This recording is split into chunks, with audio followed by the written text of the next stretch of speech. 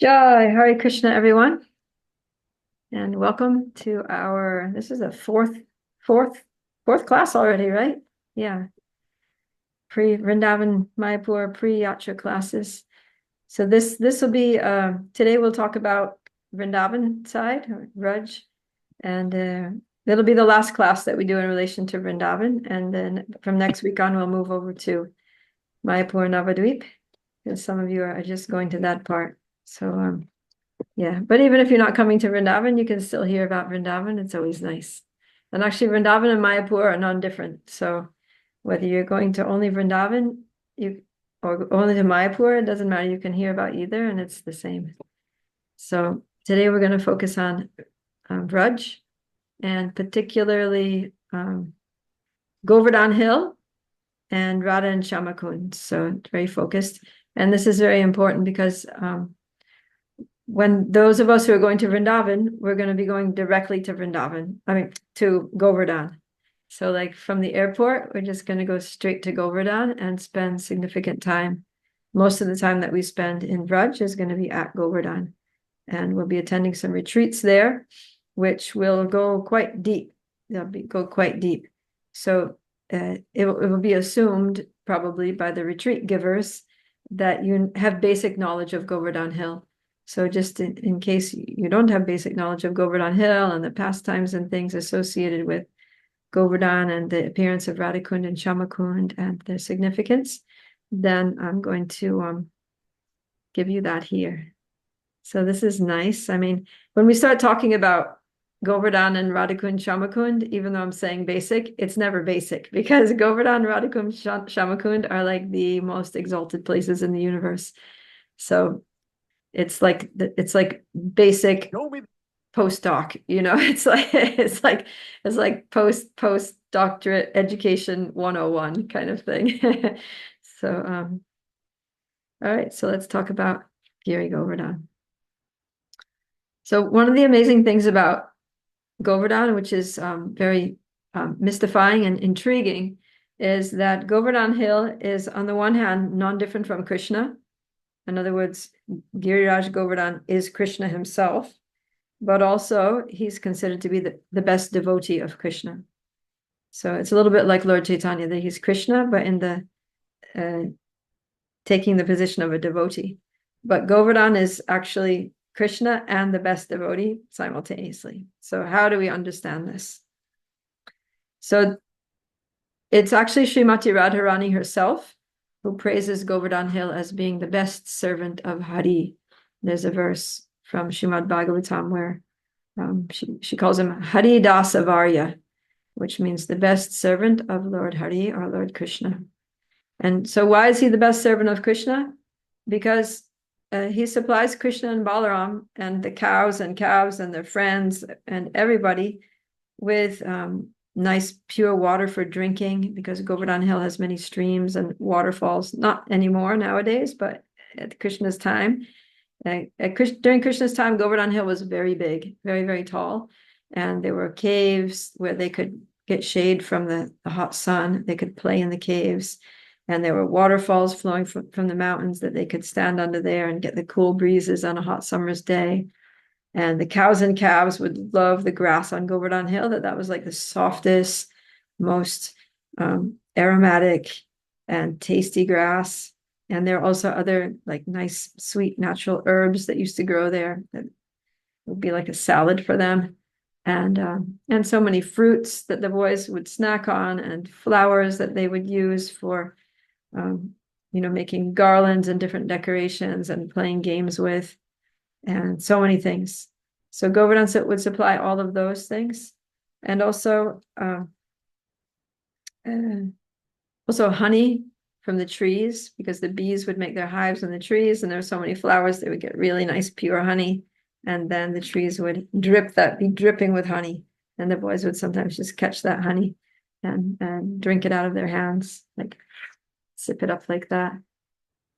And Govardhan also has many precious stones and gems and minerals and things. So the boys they get the minerals, like the colored minerals, and they would put water on it and rub it, and then they would get different colors of paints. They would make paints like And there's some stones, and even to this day, when you go to Govardhan, there are some stones that are like copper colored, some that are kind of purplish, especially when the sun shines on them in a certain way. Giriraja looks a little purple or golden or copper or like maroon. So all these colors, and they would mix them with water, and then they would put like paints and little decorations on their bodies, and gems for jewelry. So they would make jewelry and things out of the precious gems that they would find there.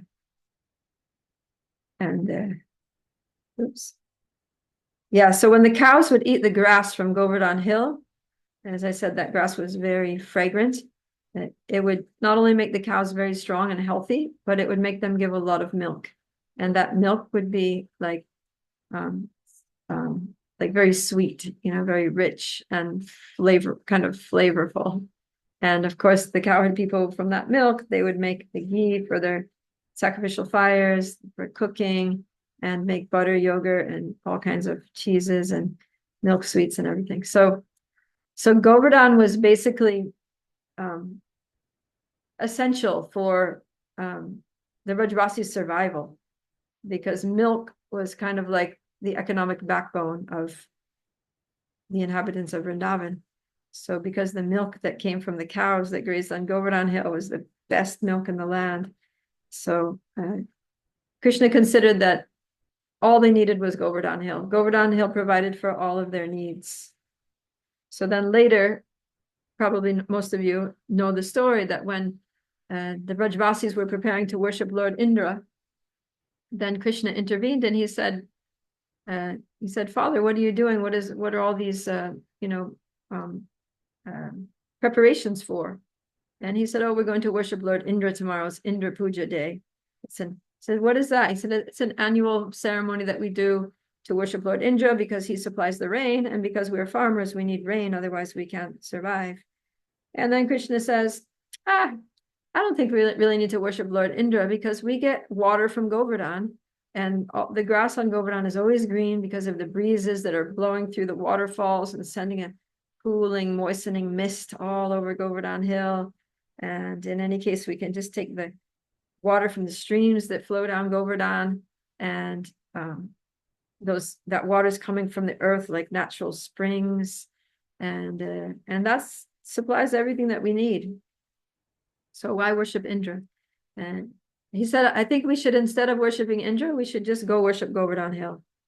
And then Nandaraja at first, he's like, okay, maybe tomorrow we'll do that. And then Krishna said, no, not tomorrow, today. Because Krishna's idea was also, he wanted to teach the Vrajavasis and also everyone that there's no need to worship demigods. You can just worship the Lord himself and everything will be provided. So they did that. They're like, okay, Krishna, whatever you say. They're just totally charmed by Krishna. So they took all the items, all the worship paraphernalia, all the ghee and the preparations for the sacrifices and all the food that they'd cooked. They just took everything to Govardhan Hill and they worshipped Govardhan Hill. They circumambulated Govardhan Hill and they had a big festival. And then when they were offering all the preparations to Govardhan Hill, there were like mountains and mountains, like huge pots and piles of food.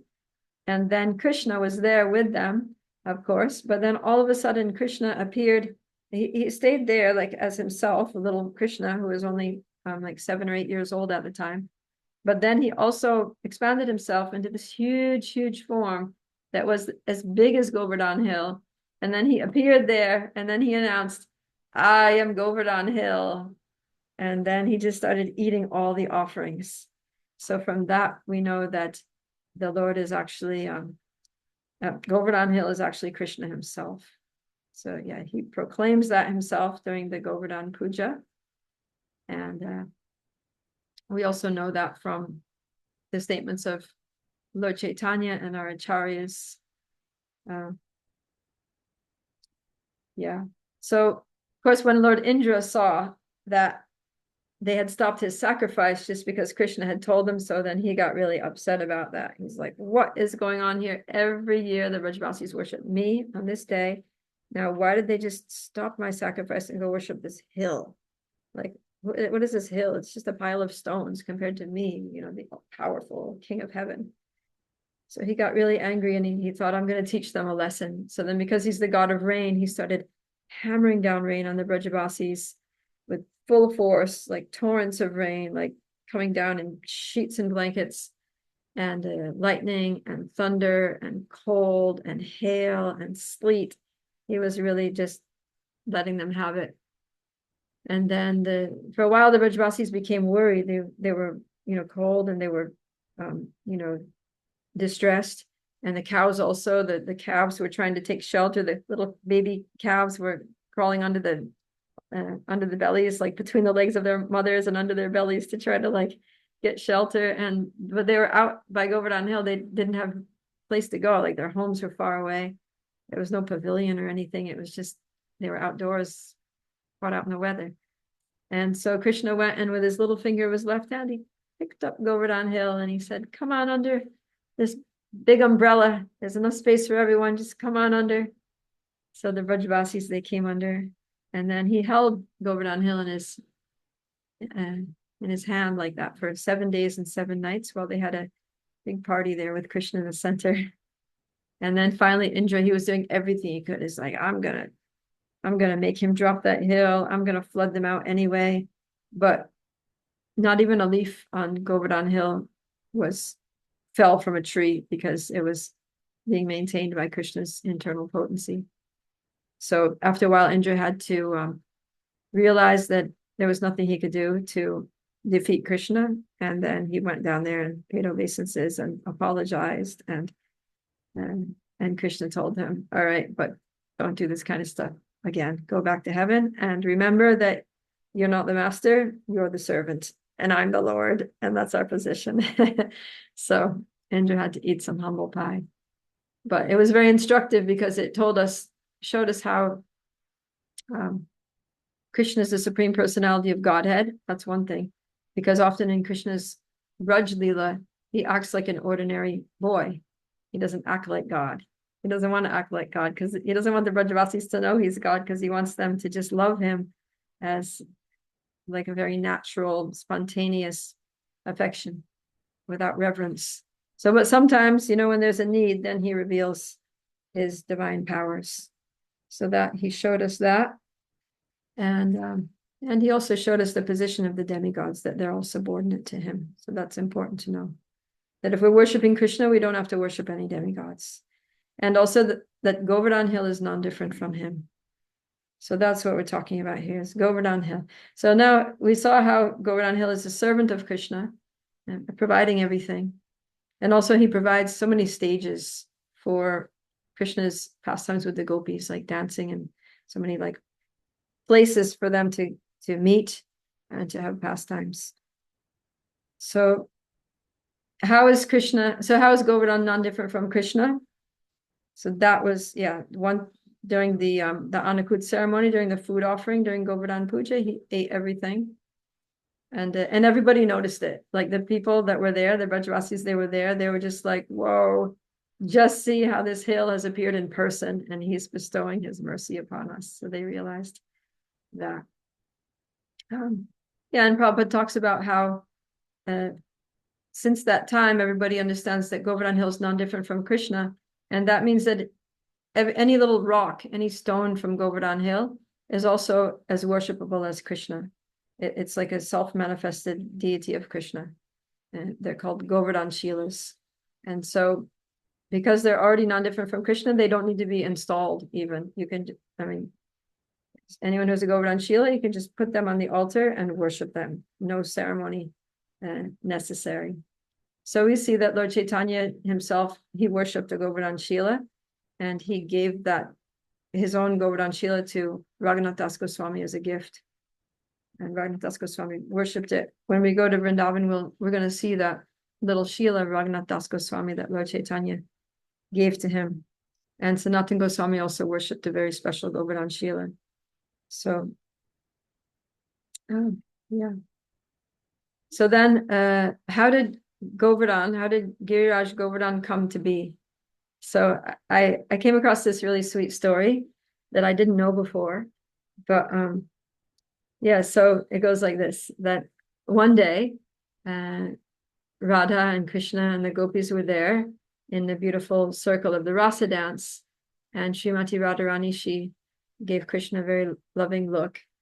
And she said, my dear Krishna, if you are pleased with me at all, by my love and by, our pastimes, then there's a certain desire in my heart that I would like to express to you. And then Krishna, he said, of course, whatever you want, just tell me whatever your heart desires. If I haven't already given it, then I will certainly fulfill your wish. So then Radharani says that, Vrindavan is a beautiful forest, and there's so many secluded places that we go to and have pastimes. But I'm thinking of something very special, something very unique. I want you to make a new arena for our rasa dance, something that's not like any other environment, that has an atmosphere that's just completely unique and exquisite and special. And she didn't describe it, but she had the vision in her mind. And of course, Krishna knows everything, so he could understand what she wanted. And this story is actually narrated by Narada Muni. So Krishna says, okay, so be it, as you like. And then Krishna he kind of like closed his eyes and went into meditation. And then he looked into his own heart. So it's like, when you're doing meditation with your eyes closed, you'll look within. So Krishna is like looking within in his own heart. And apparently he's visualizing what Srimati Radharani wants in terms of, a venue for their transcendental pastimes, something new. And so Radharani and the gopis were there and they were watching. And then after looking into his heart, then something came out of his heart and it just fell on the ground there.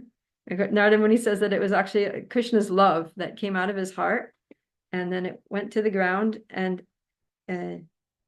just like a little sprout, like a little plant sprouts up from the ground. So Krishna's love grew into a mountain, into a big mountain that was full of caves and streams and beautiful trees with fragrant flowers like kadamba and bakul and ashoka, and so many, vines with flowers on them, and like jasmine and birds, right? Like we were singing in our Nectar Devotion class, we've been singing Sat Goswami Astakam about Vrindavan, that there's so many birds, there's swans and cranes and parrots and chakravakra birds and cuckoo birds and of course peacocks. So all these birds were there. And so just in a moment, like it didn't take a moment for that mountain to just manifest. And it manifested with so much ecstasy that it just kept growing and growing. And it grew to be 800,000 miles wide and 8 billion miles long. That's what Narada Muni says. And then, and it was still growing. And so actually, the inhabitants of Goloka Vrindavan in the spiritual sky, they became worried that this mountain was going to get so high that it was going to penetrate the covering of the universe and go into the spiritual world and make a disturbance there or something. So Krishna, when he saw that the Giriraja wouldn't stop growing, then he just slapped the mountain. He slapped Govardhan with his hand and he said, hey, why are you growing so much? You've already covered like everything. You have to stop. So in this way, then Govardhan stopped growing. But yeah, Radha and Krishna were just sitting there looking at this amazing mountain, and Radharani was very happy. So from that time on, Govardhan Hill became one of the main places for their pastimes. And we're going to hear about that Radhakund and Shyamakund, they appear there, and Radhakund is so dear to Srimati Radharani and so dear to Krishna. So that's how Govardhan Hill came into existence. Now, how did Govardhan come to Vraj? So there's another story here that happens. there are actually two stories for this. So one concerns a sage called Pulastya Muni. And story goes that this Pulastya Muni, one day he was one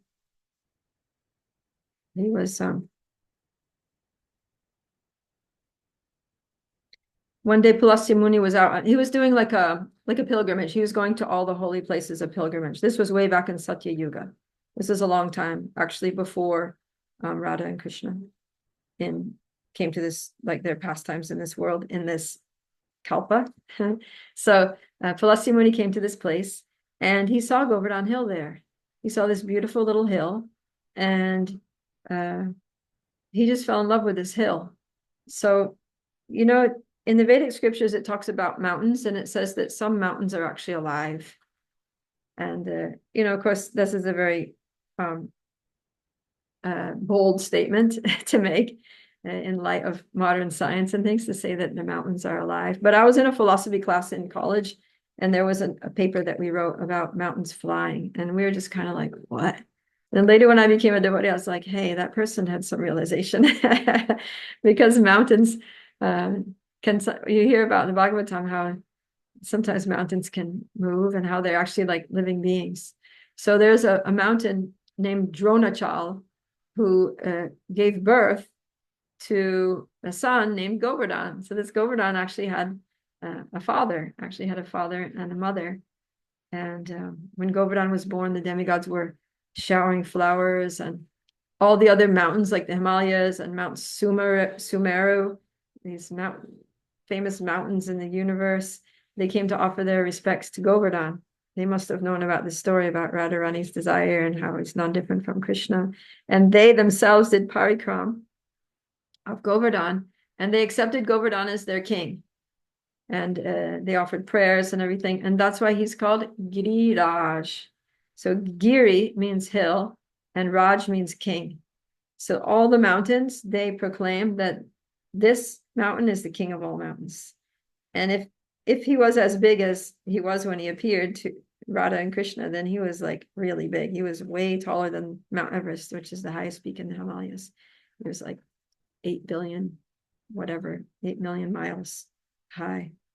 So anyways, Pulastya Muni, he could understand that this was a very special hill. Not only was it beautiful, but he felt that this hill was capable of giving liberation. So he went to Dronachal, Giriraja's father, and he introduced himself. He said, I'm a sage from Benares, from Kashi, and I'm traveling on pilgrimage to all the holy places. And, you know, in Kashi, the Ganga flows there, which is wonderful, but there's no hill. I would really like to have a hill there in Varanasi. So please, can I just take this hill with me? And then I can sit on top of the hill and perform austerities and achieve the perfection of my life. So Dronachal, he was like, you got to be kidding me. This is my dear son, Govardhan. He's so special. But at the same time, he didn't want the Muni to become angry, because the tendency for these Munis was they were very powerful. And if they became angry, they could curse you, and that could be very bad. So Dronachal was scared. So he said, okay, you can take him. So Giriraj is saying, oh, so you're going to take me away from here? All right, how are you going to do that? You know, I'm a mountain and you're just a little man. And then the sage said, Pulastya Muni said, well, I'm just going to carry you. I have mystic powers. I can carry a hill, and I'm just going to carry you in my right hand. So Govardhan said, okay, fine. If my father wants me to go and you want me to go, then I'll go. But on one condition, is that if you put me down anywhere on your journey between here and Varanasi, that's it. You won't be able to pick me up again. So then Pulastya Muni said, okay, fine, I won't put you down. I'm just going to put you in my right hand now, and off we go. So then they're walking and he's carrying them. And then they have to pass through Vraj, Vrindavan area, on the way to Varanasi. So then as soon as they get to Vraj, then Govardhan is thinking, I think this is a special place. And I think in the future, Krishna is going to appear here. Of course, he knows, because Govardhan's not different from Krishna. So he said, this is going to be a wonderful place of Radha and Krishna's pastimes, and I need to be here to serve, because after all, he's the servant. He's the Krishna, but he's also a servant of Krishna. So he's thinking, I have some very important service to do here. I have to stay here and wait for Radha and Krishna to come. So then by his potencies, then he influenced Pulastya Muni to have a call of nature. So the sage is like, oh my God, I really have to go to the bathroom. And so, of course, to do that, then he forgot the conditions, because now he'd been walking for days and days and days, and also the urge was quite strong. So he just very quickly put Govardhan down, went to find some bushes to go attend his call of nature, and then he found a river and he took his bath and he got dressed again. And then he went to pick up the hill and he's like, oh, right, the condition. So he wasn't able to budge Govardhan. So then he became very angry at Govardhan.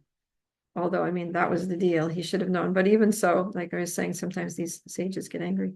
So he became angry and he cursed Govardhan, that because of this, because you tricked me, actually, you realize you tricked me. So I curse you that you're going to sink into the ground by the size of one mustard seed every day. So that was Satya Yuga. That was like millions of years ago.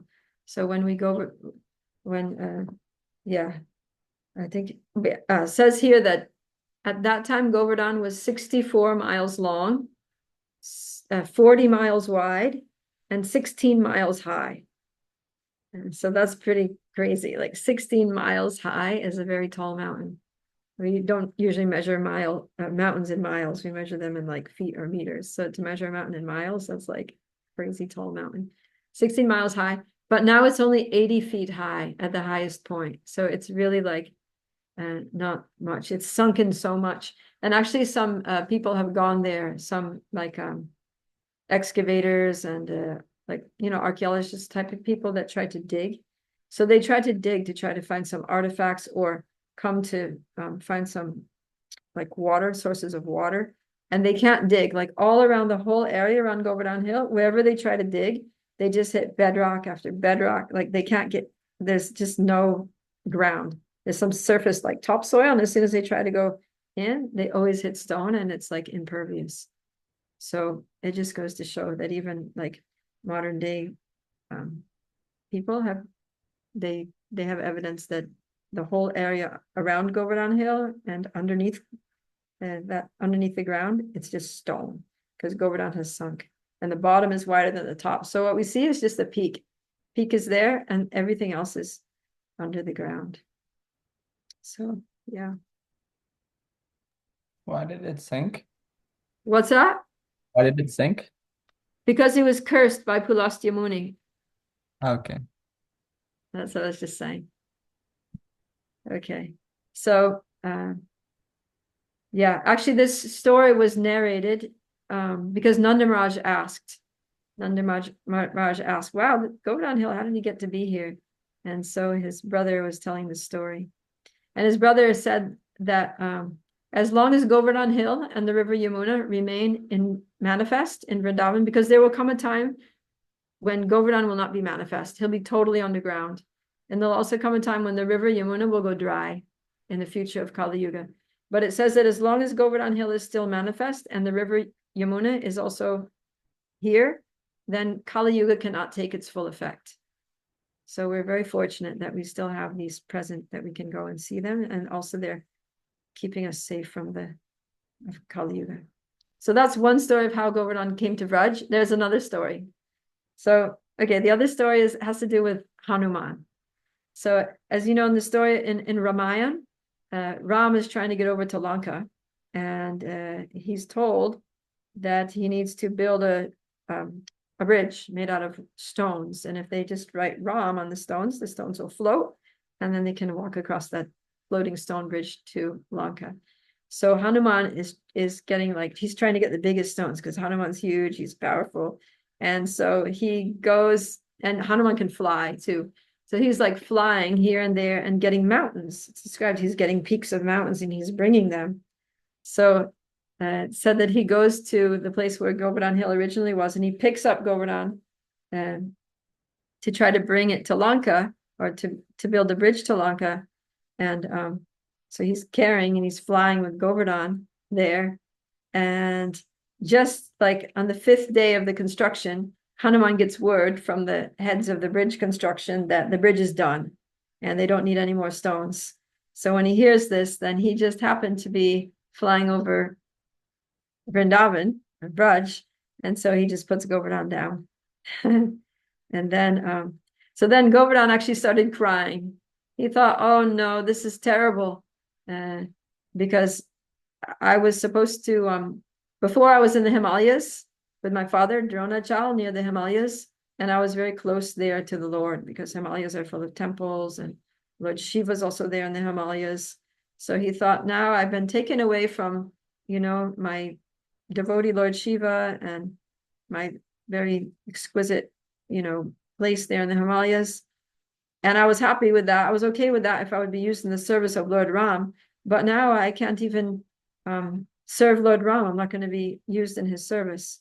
So he was crying about that. And then Lord Ramachandra heard Govardhan crying and said, don't worry, little Govardhan. I'm coming again in Dwapara Yuga. I'm going to come as Krishna and I'm going to stay with you and I'm going to hold you up for 7 days and nights to serve all the Vrajavasis.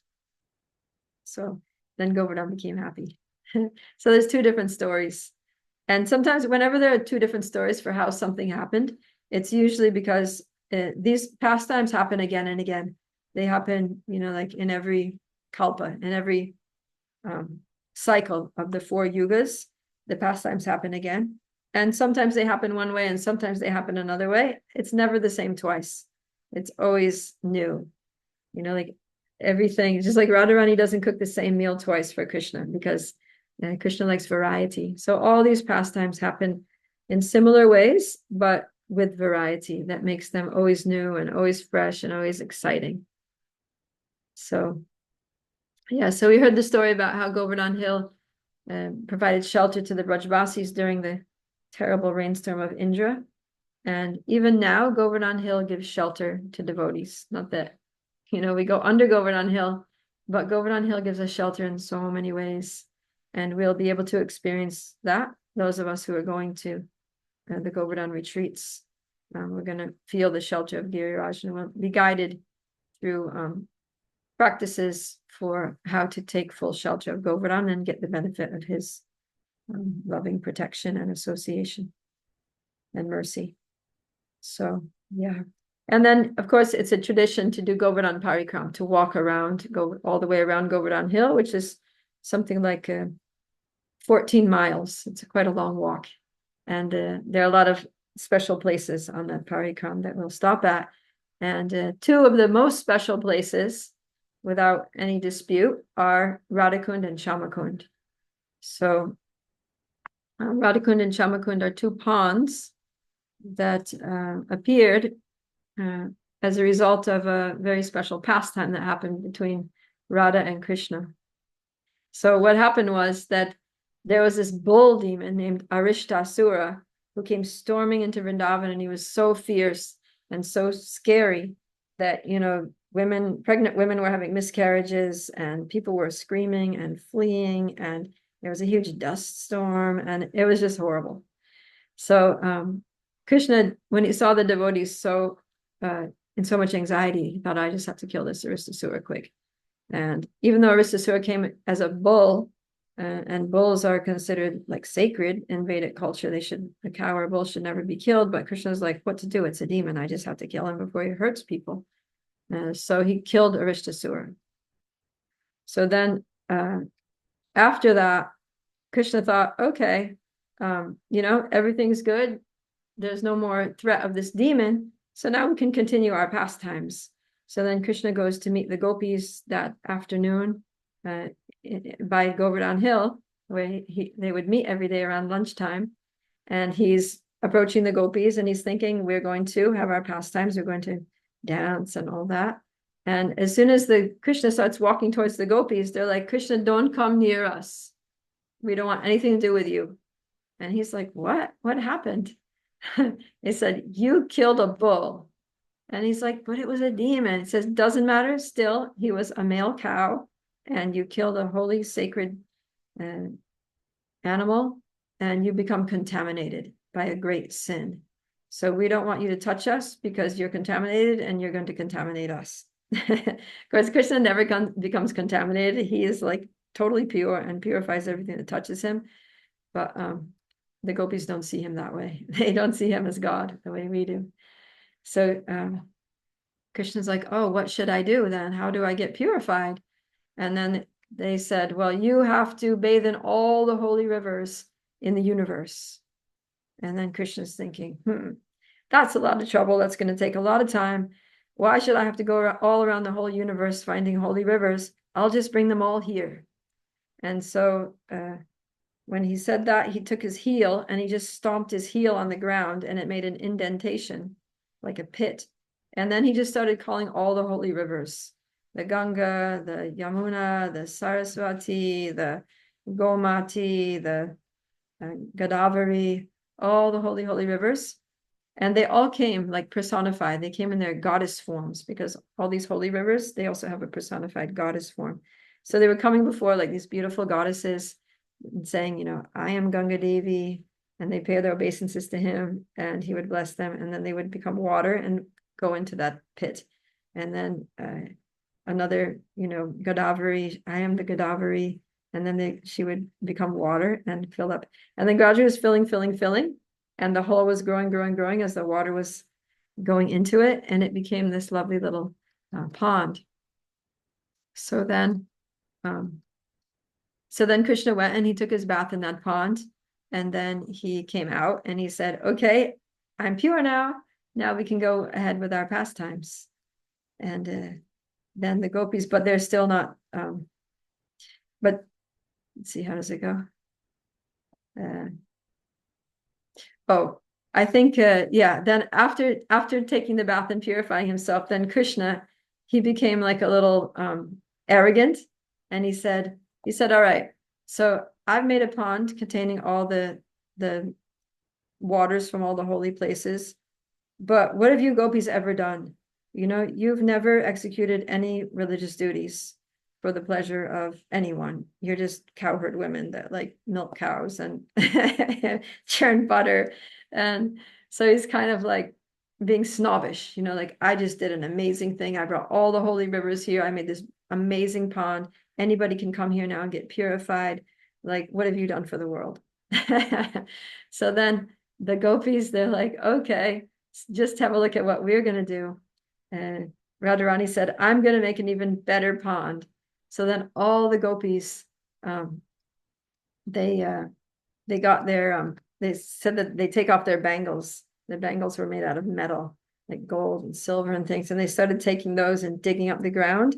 And then they made a big hole in the ground.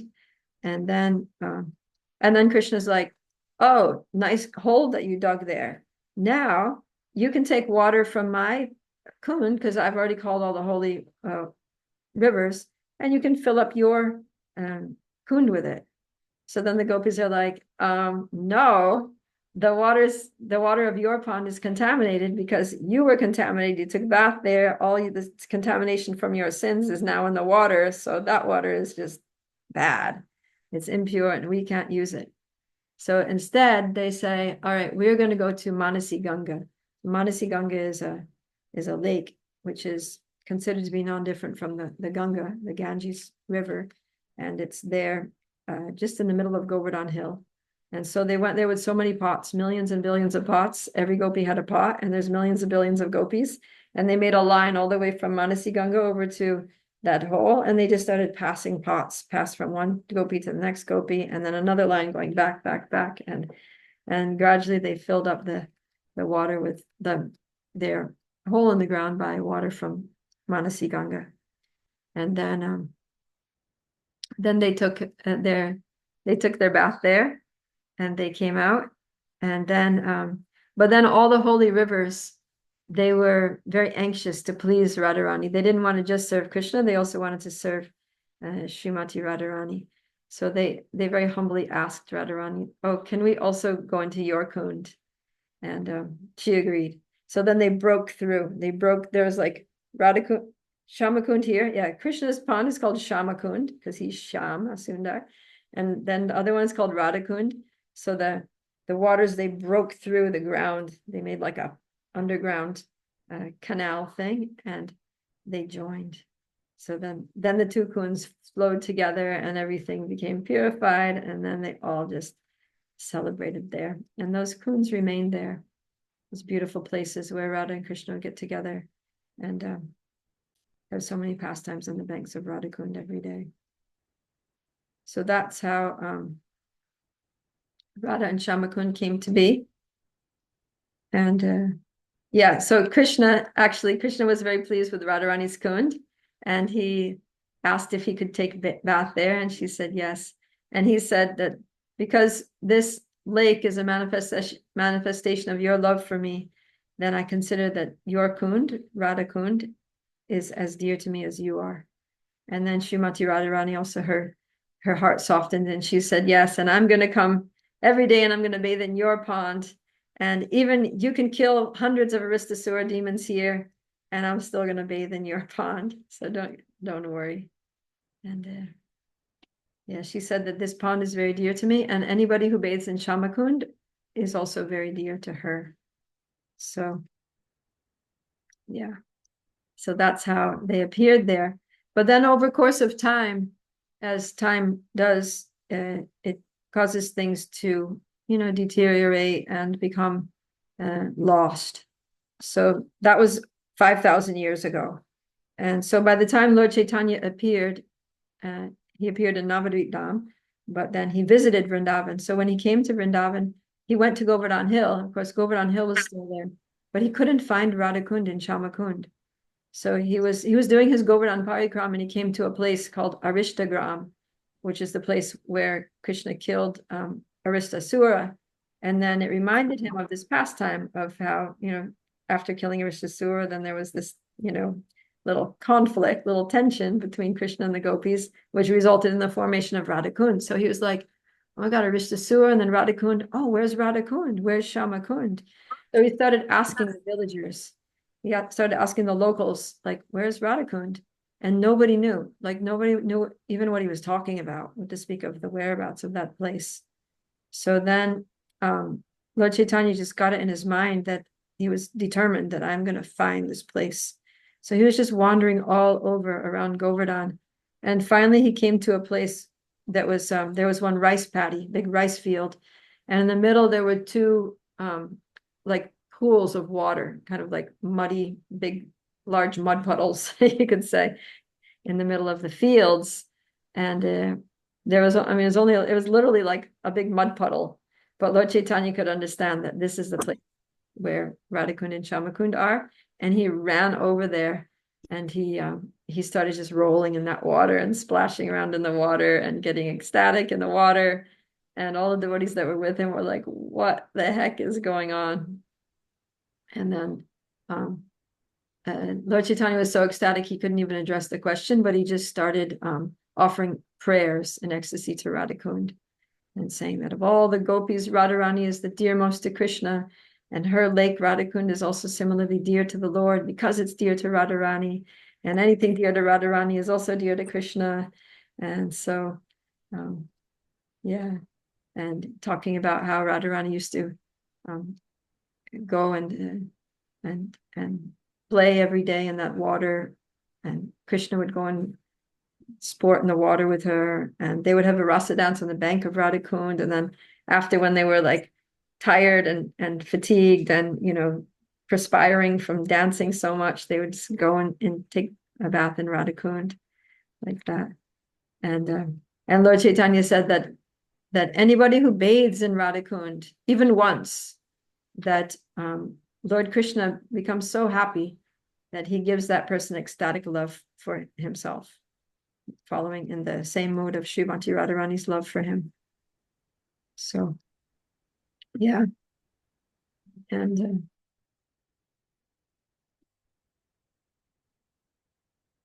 yeah, Lord Chaitanya, even he would mark his body with tilak. He would take some mud from the bottom of Radha Kund, and he would put tilak made out of that mud, put it in the 12 spots on his body.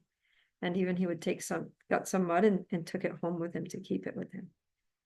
So in the Nectar of Instruction, which is written by Srila Rupa Goswami, who is a direct disciple of Lord Chaitanya, he also glorifies Radha Kund.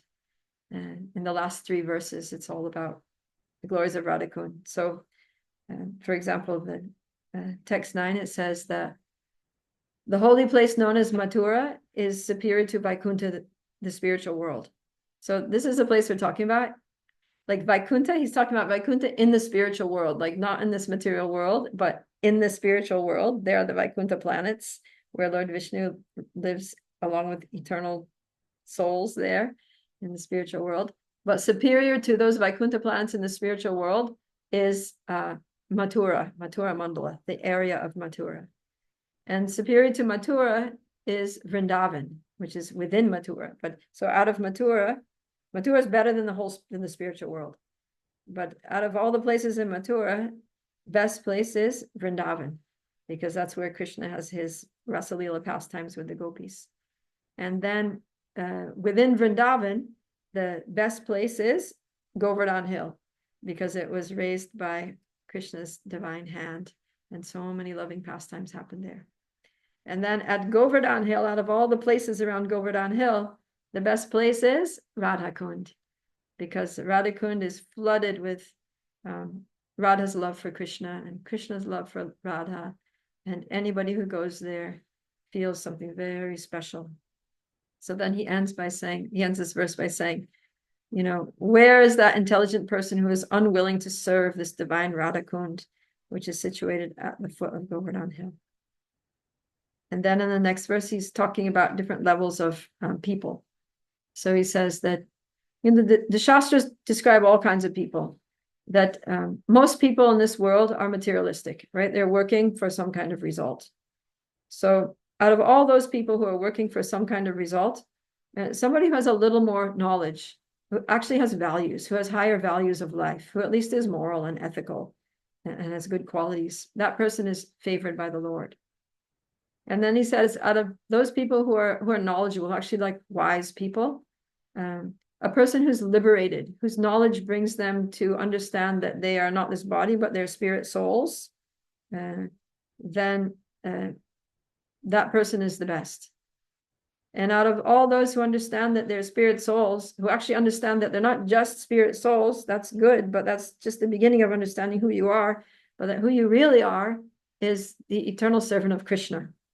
That person's better because they're going to start doing devotional service. And then he says that out of all the people that do devotional service, that the best ones are those who have love for Krishna, who actually serve with real deep, pure love for Krishna. And out of all the people who have pure love, all the devotees with prema, with pure love for Krishna, the gopis are the best, because they're totally dependent on Krishna and they don't want anything back. They don't want anything in return. They just want to please Krishna and love Krishna for Krishna's pleasure. And out of all the gopis, Srimati Radharani is the most superior. She's the most dear to Krishna, and she is the absolute best devotee. And then it says that her Kund, Radha Kund, is as profoundly dear to Lord Krishna as is Radharani herself. So then again, he says the question, who would not live at Radha Kund and render service to the divine couple, Radha Govinda, in their eternal daily pastimes? He says that those who perform devotional service on the banks of Radha Kund are the most fortunate people in the universe. And then he concludes with the last verse of Nectar of Instruction, saying that out of many objects of favored delight and of all the lovable damsels of Vrajabhumi and Vraj Dham, Radharani is certainly the most treasured object of Krishna's love, and in every respect her divine Kund is described by great sages as similarly dear to him. Undoubtedly, Radha Kund is very rarely attained even by the great devotees. Therefore, it is even difficult for ordinary devotees to attain. But if one simply bathes once in the holy waters of Radha Kund, one's pure love for Krishna is aroused.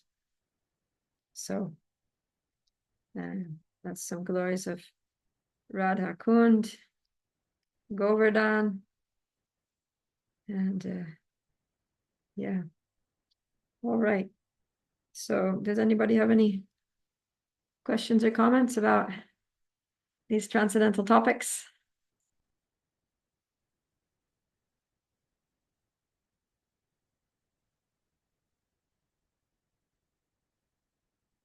Otherwise, I can tell you something else. Thank you. Otherwise, I can tell you something else about Govardhan Hill. So I'll tell you something else about Govardhan Hill. Let's hear it. Oh, okay, Dustin, he's enthusiastic. So, yeah, when we go to Govardhan Hill, you're going to see a lot of people doing the parikram. They're going around Govardhan Hill.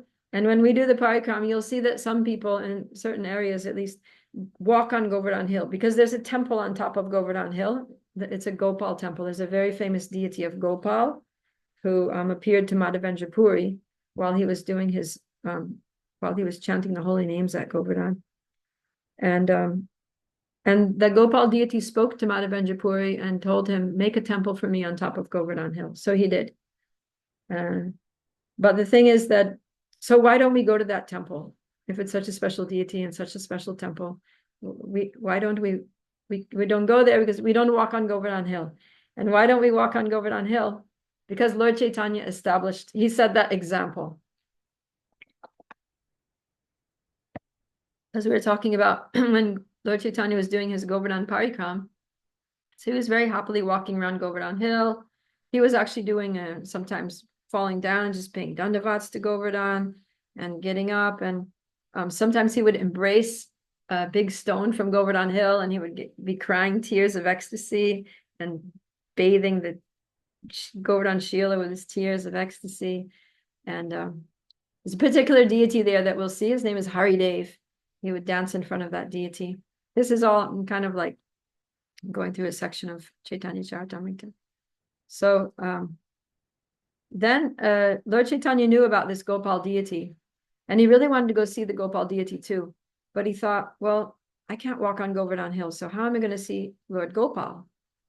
And then, but he didn't say anything. He was just thinking. He was thinking to himself. He didn't mention it. Actually, he didn't mention it to a soul. He was just in his mind. He's thinking, I'd really like to go see Lord Gopal. How am I going to do it? So then Gopal, knowing that Lord Chaitanya was there and knowing Lord Chaitanya's desire, he played a trick. That's what it says in Chaitanya Charitamrita, that Lord Gopal played a trick. So what he did was he created a rumor. He inspired some people to start making a rumor that some people were attacking, that they were attacking the temple. They were coming to attack the temple and they wanted to destroy the temple and steal the deity or destroy the deity, and that they need to protect the deity. So then the local people, the pujaris who are worshiping the deity, they thought, oh no, Gopal's in danger. We need to take him from the temple, put him in a safe place. So then they took him down off the altar and they carried him down the hill and they put him in the village there at the foot of Govardhan Hill. So then, yeah, and they told everybody also to leave the village. Like everybody has to go. So everybody vacated the premises. And then Lord Chaitanya there was a Brahmin there who was keeping the deity, and that Brahmin was worshiping the deity secretly, and no one else was in the village. So then Lord Chaitanya, he took his bath in Manasi Ganga, and then he started his parikram, and he was going and he was singing, all kinds of prayers. And then when he came to that place, he understood, because he's a Lord, he understood that Gopal was there. And so he went to see the deity, and he was really happy. And yeah, because Gopal is the Gopal deity is the form of Krishna with his hand like this, lifting Govardhan Hill. Actually, his hands like this, like Srinathji is like that, lifting like that. So Lord Chaitanya said this prayer that, may the left arm of Sri Krishna, whose eyes are like the petals of a lotus flower, always protect you. He gives a blessing. With his left arm, he raised Govardhan Hill as if it were a small toy. And Lord Chaitanya just stayed there. He stayed at that place for 3 days, taking darshan and just like absorbing himself in the darshan of Gopal. And then on the 4th day, then apparently the rumor came back that, oh, no attackers are coming. It was a false alarm and the deity can go back to the temple. So Lord Chaitanya, they had a procession taking the Gopal deity, and Lord Chaitanya walked with the procession. They were chanting and dancing, doing kirtan and everything. And so the pujaris took the deity to the temple, and Lord Chaitanya stayed. He walked only to the foot of the hill, and then he stopped. And then he stayed at the bottom of the hill. So in that way, Gopal satisfied Lord Chaitanya's desire to see him in such a way that Lord Chaitanya didn't have to commit the offense of climbing on Govardhan Hill, because Govardhan Hill itself is a deity. So we can't step on the deity, so we can't step on Govardhan Hill. And that wasn't the only instance actually that the Gopal deity came down. Gopal deity also came down when Rupa and Sanatan Goswamis were there, because they also didn't want to put their feet on the hill. And same thing, there was this red alert that some attackers were coming, and it was the same thing. They went to the house of another person, and this was in Gopal was taken all the way to Mathura. So Rupa Goswami, they happened to go to Mathura, and they stayed there for 1 month, and they just like everything happens by Krishna's arrangement. Gopal inspired them to go to visit this Brahmin, and then the Brahmin was like, this is the Gopal deity from Govardhan Hill, by the way. And they're just like, oh my God, this is like crazy. We were wanting to see him, but we didn't want to step on Govardhan Hill. And he just appeared here and called us to him. So all of them, and then they told the other Goswamis, all the Goswamis and all the amazing devotees who were in Vrindavan at that time, they all went to see Gopal. And Gopal stayed there for a whole month. So like that. That's the mercy of the Lord on his pure devotees. Okay, let's see what kind of mercy we get when we go there. I'm not sure if Gopal Didi is going to come down to see us, but We'll see. what's that? We'll see. We'll see. Let's see what happens. Even if we don't see him, we're definitely going to see Giri Govardhan, who is the Lord himself. He's non-different. Actually, Govardhan's non-different from Gopal, right? The lifter of the hill and the hill that he lifted are the same. So we're going to see the hill. Aburi John Prabhu always says that, sometimes we'll say, oh, this temple has the biggest deity, of Krishna. He says, actually, the biggest deity is Giriraja, Govardhan. There's no deity bigger than Govardhan Hill. He's the biggest deity. And the other cool thing about Govardhan Hill, the deity of Govardhan, is the curtains never close. Actually, 24/7. Yeah. So any time of the day, you wake up at 2 o'clock in the morning, you can walk over there and sit next to Govardhan and chant japa. So sweet. Ajit, your hands up? Yeah. I heard that Govardhan is it always like shrinking? It's like always getting smaller, or yeah, that's what I was saying. So it's like at some point is it just gonna be gone? Or yeah, I mentioned that. I guess I just was spaced out. I'm sorry. Spacing out. Yeah, and it's one point in the future, like that's what I was saying, Govardhan won't be visible. He's sinking, and there'll be a point where he's sunk. He's just like totally underground. And hopefully the area will still be preserved, as this was a place where Govardhan. That's why when we do Govardhan Parikram, there's a large part of the Parikram that you're walking and you don't see Govardhan Hill, but you're thinking, well, the hill, why don't we just go the short way around and just go? They say no, because this is where Govardhan is underground. Govardhan's underground here. He's already, a large part of him is underground, like that. Wow. We're lucky that we can still see him. Yeah, let's not waste any time. Yeah. Yeah. Jai, you have a question or something?